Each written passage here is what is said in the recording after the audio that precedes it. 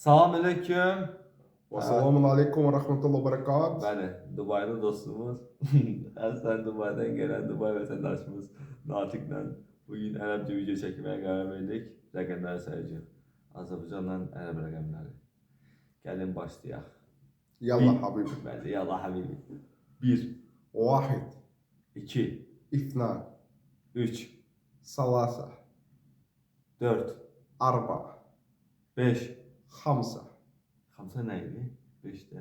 Xamsa 5-lik idi. Nizami. Nizami Zənzada. 6, Sitte, 7, Sabah, 8. Sabah, Nə?